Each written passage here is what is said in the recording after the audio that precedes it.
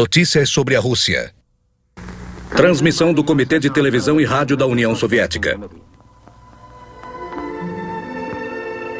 Primavera de 1943. Depois da Grande Batalha de Stalingrado. Esse foi o momento da virada onde o povo heróico russo lutou contra o nazismo. Mas o segundo fronte ainda não havia chegado na Europa. 3/4 das forças armadas do Terceiro Reich haviam lutado no fronte da União Soviética.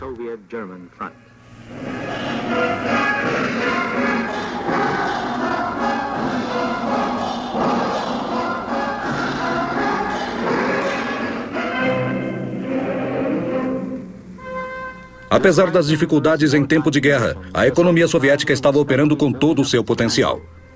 Pão para o fronte. Tudo é para o fronte. Tudo pela vitória. Portanto, esse era o sentido da vida para cada cidadão soviético.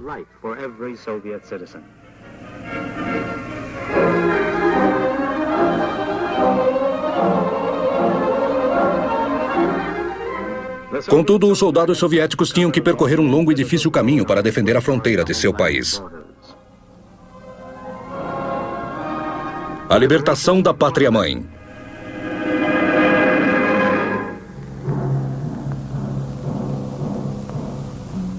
A primavera de 1944 começou com um precedente jamais visto durante toda a guerra.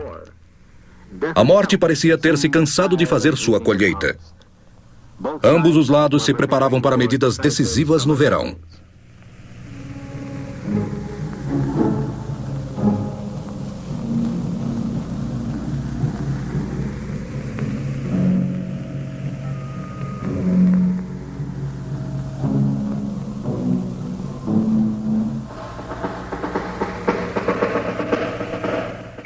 Depois da derrota em Stalingrado, uma doença desconhecida pela medicina ataca o exército alemão. Os jornais alemães apelidaram a doença de gripe mental. Derrota é o último estágio antes da degradação moral.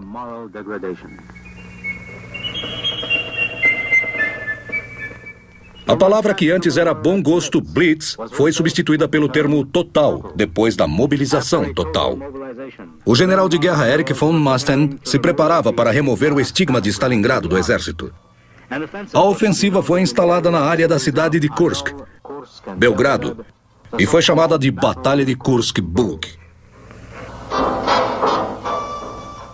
Quartel-General do Führer, 15 de abril de 1943. Ultra-secreto. Operação número 6. Decidi que assim as condições de tempo permitiam a ofensiva e ela vai começar. Essa operação tem que ser bem sucedida. Vitória em Kursk significa o domínio do mundo inteiro. O Estado-Maior preparou essa batalha com o maior cuidado que em qualquer outra batalha. Com a melhora do tempo, a 5ª Divisão do Exército Russo, com armas novas, parte para a Operação Citadela. As ordens de Hitler eram bem claras, sem contratempos.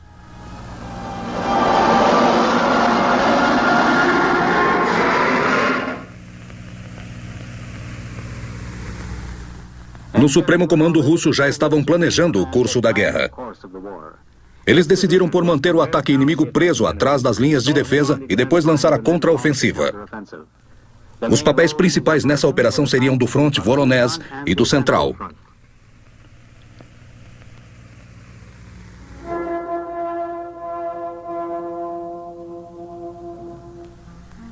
Era de suma importância descobrir o dia D dos alemães. A inteligência soviética iria estabelecê-la com um alto grau de precisão. Operação Citadela iria acontecer às 5:30 da manhã do dia 5 de julho. Os generais de Hitler ficariam abismados.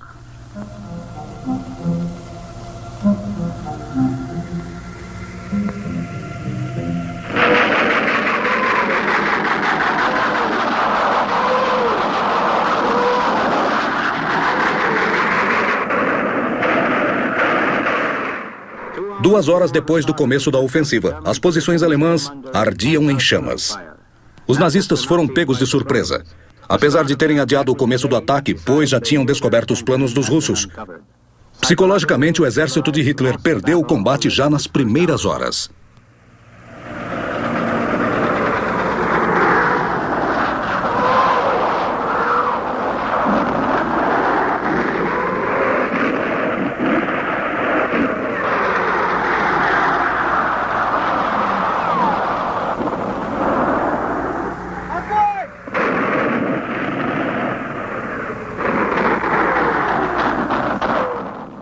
Do mesmo modo que em Stalingrado, as tropas soviéticas demonstraram que o amor à pátria está acima do amor próprio na Batalha do Bulge.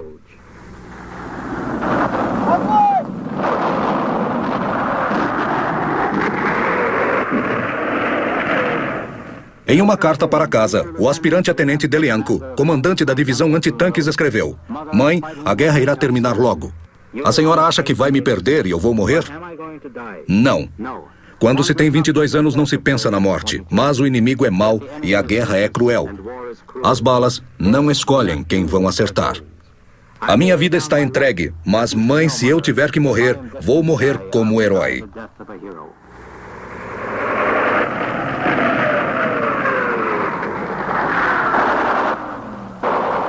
No primeiro dia de batalha, Delianko e seu grupo destruíram 4 tanques Tigers. Mais tarde, ele recebeu postumamente o título de Herói da União Soviética.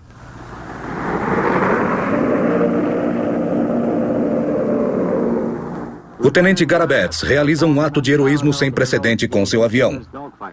Ele sozinho destrói num único combate 9 aviões inimigos.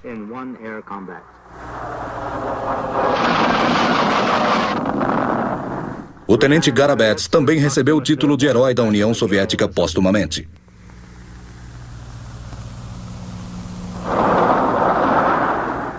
12 de julho. Perto do vilarejo de Prokhorovka, ocorreu a maior batalha de tanques de toda a guerra. Mais de 1.200 tanques de ambos os lados se degladiaram ali. Uma testemunha disse: a terra tremeu com os trovões de tantos canhões de tanques ao mesmo tempo. O cheiro de carne queimada se espalhou por muitos quilômetros. O medo era grande. Imensas colunas de fumaça se erguiam, deixando tudo negro.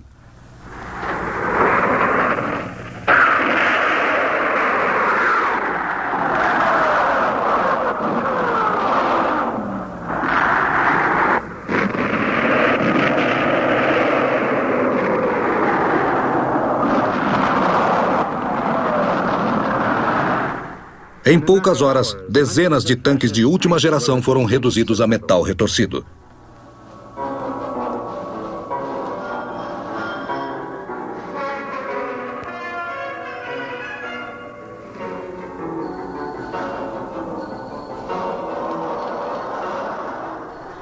A Batalha de Kursk não só explorou o sucesso de Stalingrado, como foi um marco na Segunda Guerra Mundial. E para o exército de Hitler, o começo de uma catástrofe.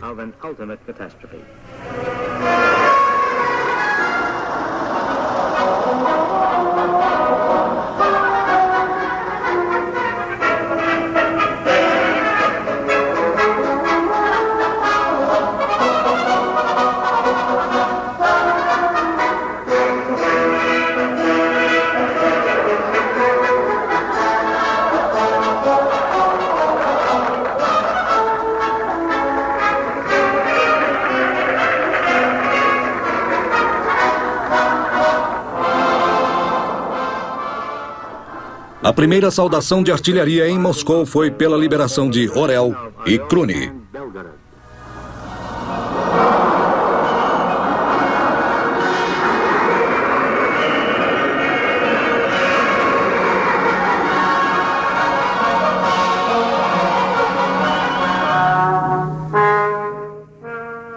Mas os brutos ainda dominam a Europa. Sob o impacto da vitória do exército soviético, o bloco fascista começou a mostrar suas garras na Espanha. O movimento de libertação em países ocupados crescia. Os aliados de Hitler começam a sair da guerra.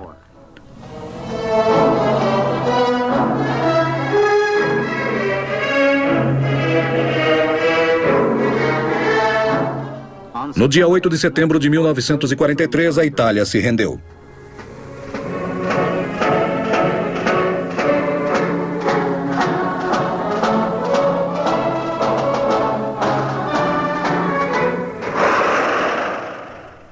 As tropas soviéticas marcham para o oeste. Todos sabiam que não podiam perder tempo.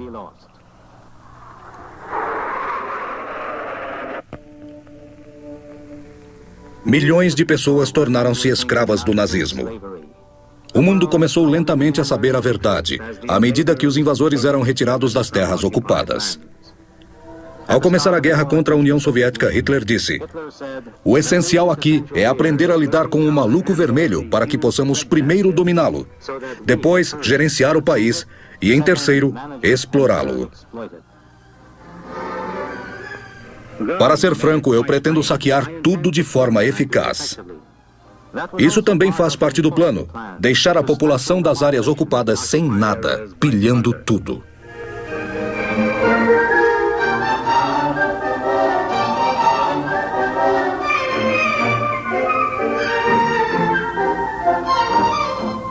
Trens lotados de trabalhadores escravos são enviados um atrás do outro sem parar.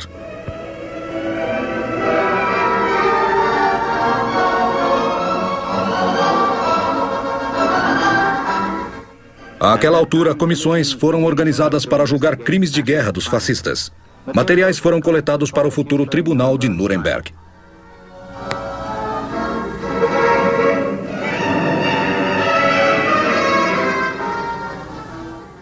Estas pessoas são as únicas que se salvaram dentre milhares mandadas para os campos de extermínio.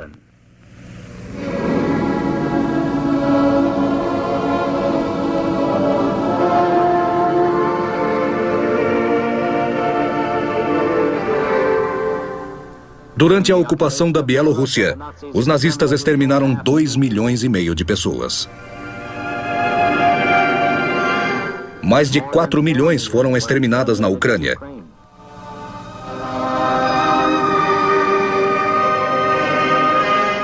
Depois da guerra, alguns historiadores militares ocidentais escreveram sobre o humanismo do exército alemão, do tratamento cavalheiresco dado aos civis capturados pelos soldados alemães.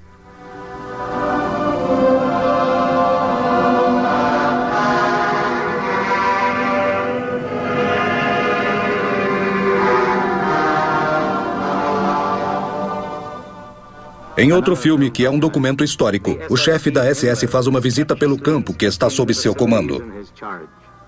Não pode haver falhas no modelo de mundo dos nazistas. Se as pessoas morrerem ou viverem, não interessa. Mas interessa que elas trabalhem como escravas para a cultura alemã. Mas o povo soviético não queria ser escravo dos nazistas.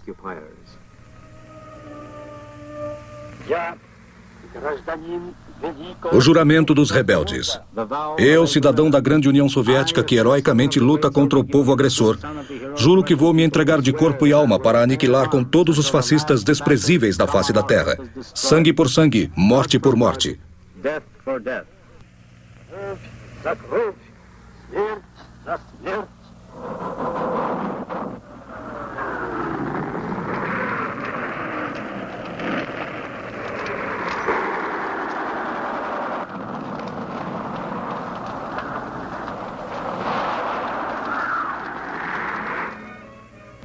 Leon Tolstói descreveu os guerrilheiros rebeldes como os grosseirões da Segunda Guerra.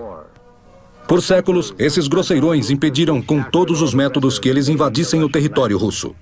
Mas o movimento dos rebeldes jamais tinha sido tão forte como na guerra contra o fascismo. Os rebeldes tiveram seu momento enquanto os agressores estavam em território soviético. Com o passar dos anos, o movimento rebelde duplicou para alcançar 1/4 milhão.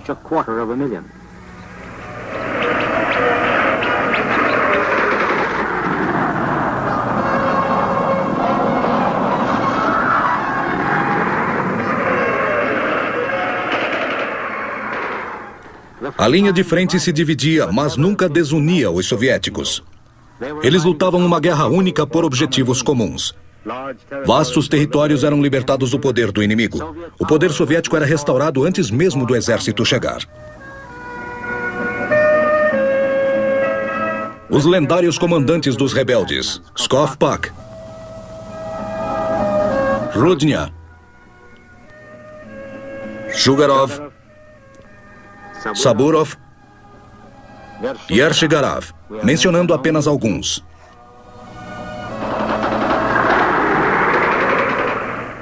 O movimento dos rebeldes foi de grande ajuda no combate contra o nazismo.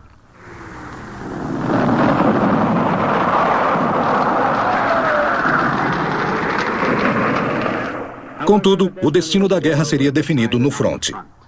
Um ano antes do exército de Hitler ser detido nas margens do rio Volga, Agora vão tentar barrar o exército soviético no rio Dnieper.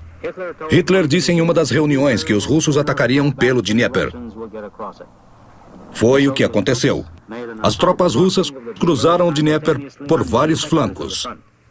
Estava começando a retomada da Ucrânia.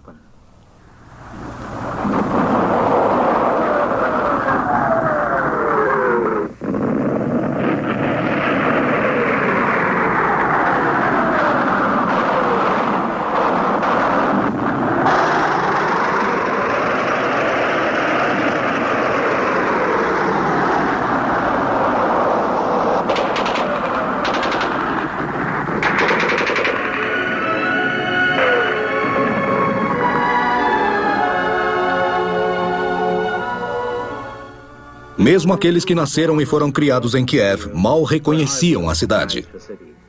As ruas estavam desertas. Somente 180 mil pessoas de uma população de 1 milhão permaneciam em Kiev na hora da libertação.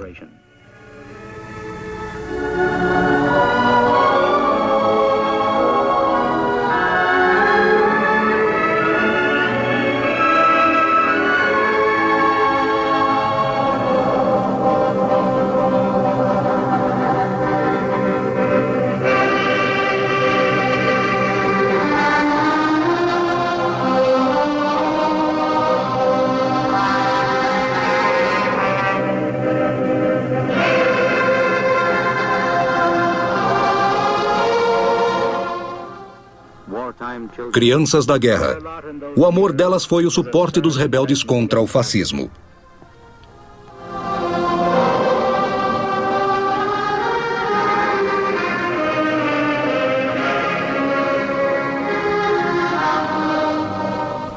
Elas eram apanhadas nas rotas da guerra e colocadas em lugares quentes e alimentadas. Contudo, muito tempo depois do fim da guerra, o pesadelo delas continuará. Escuridão. Aviões despejando bombas e soldados com uniforme nazista. Muitas acordariam órfãs.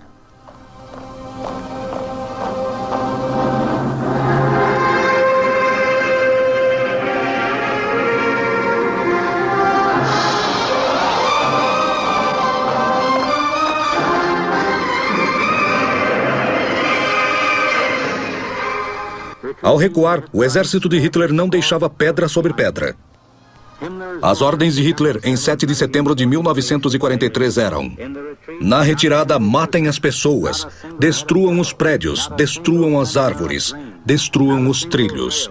Não quero pedra sobre pedra deixada para trás, para o inimigo sentir que está numa terra devastada.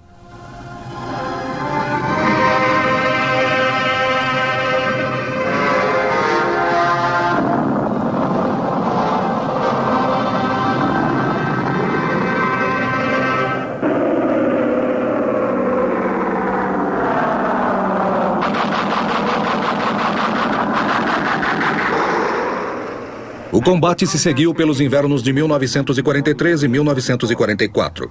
Com o fim da Operação Chechenko, a rota para os Balcãs, próxima aos rios, serviu de rota para o avanço do exército.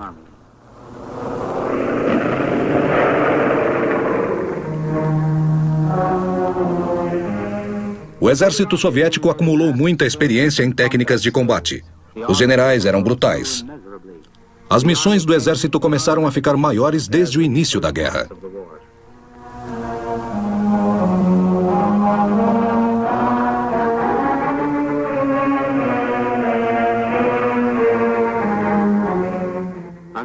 Sob condições extremamente radicais de terreno e ainda enfrentando o inimigo, as tropas soviéticas libertaram a Ucrânia e avançaram sobre a Crimeia.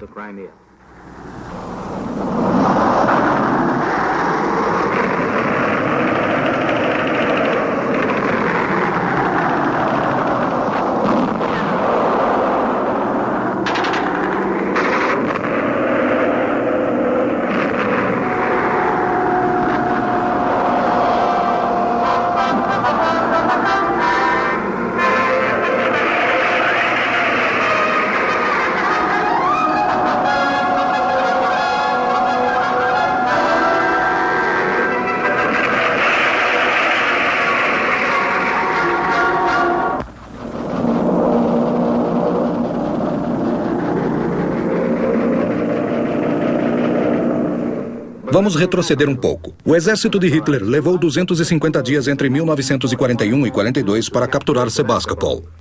E no verão de 1944, as tropas do general Tolbukian levaram apenas 35 dias para retomarem a cidade de Sebastopol.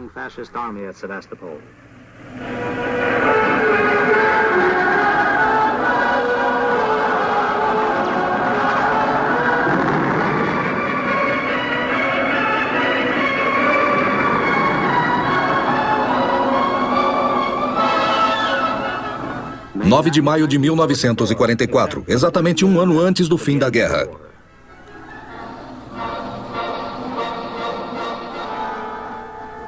Uma nova operação foi arquitetada contra o grupo de exército no centro do fronte da Bielorrússia. O Comando Central chamou a linha de defesa na Bielorrússia de Fatherland. A operação foi montada nos portões da Rússia Oriental e da Polônia. A operação da Bielorrússia foi para os russos o mesmo que a Normandia para os americanos e britânicos.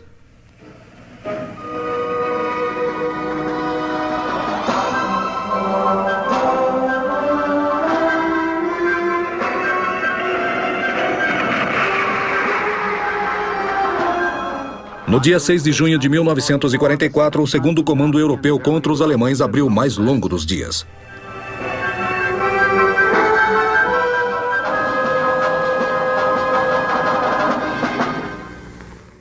A ofensiva na Bielorrússia foi uma das maiores operações da Segunda Guerra Mundial.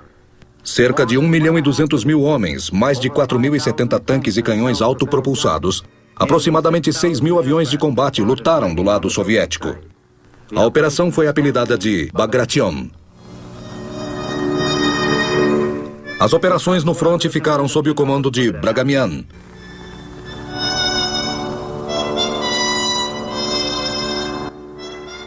Cherniakovsky, Zakharov, Rakasovsky e a operação geral com Zhukov e Vasilevsky.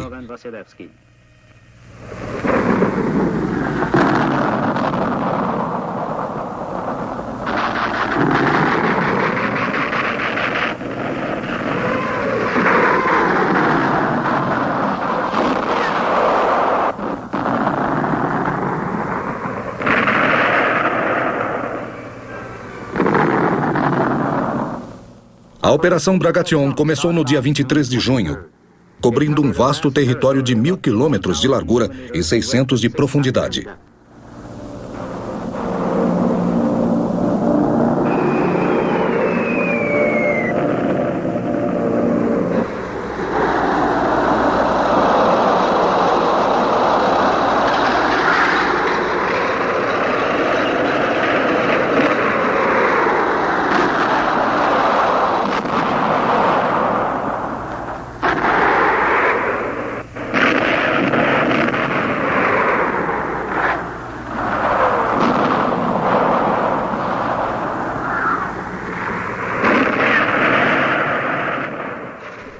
A operação levou apenas 10 dias para varrer 67 divisões inimigas. Um gigantesco vazio de 400 quilômetros foi criado no centro do fronte alemão.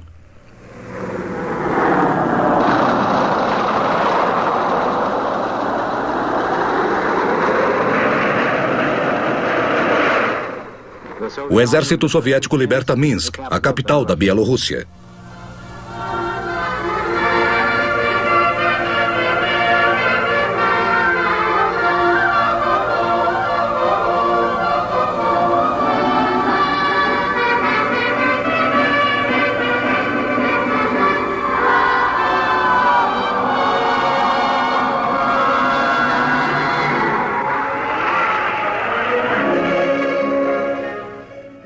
O tempo passava e a vida nas áreas libertadas voltava gradualmente ao normal. Uma vida dura, a dor da perda cria cicatrizes no coração das pessoas.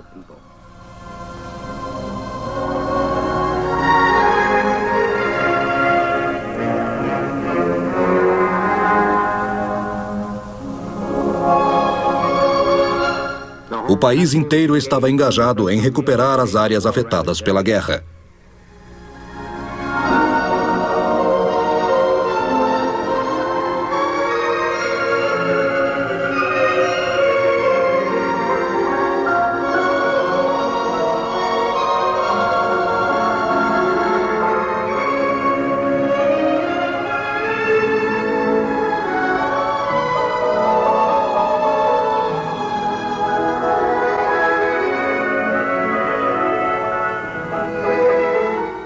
O cerco a Leningrado chegou ao fim.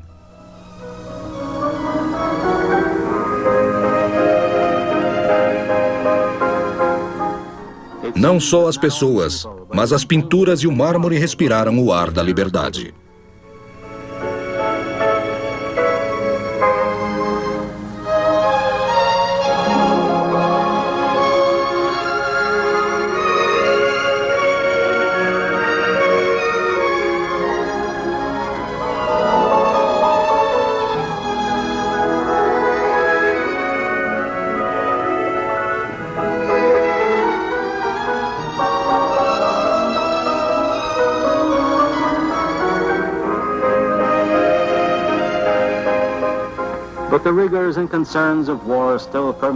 Mas as lembranças da guerra ainda estão presentes em cada hora da época de paz.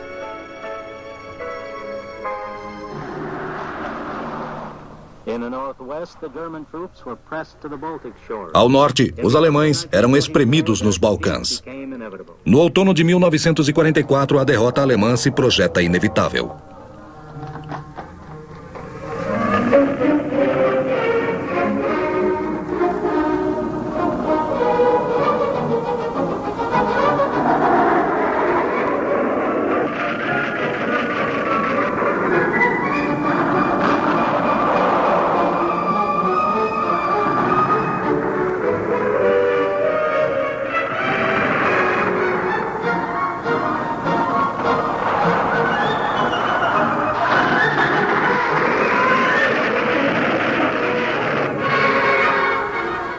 Em 13 de outubro, as tropas soviéticas entram em Riga. E o cameraman filma todos esses momentos inesquecíveis.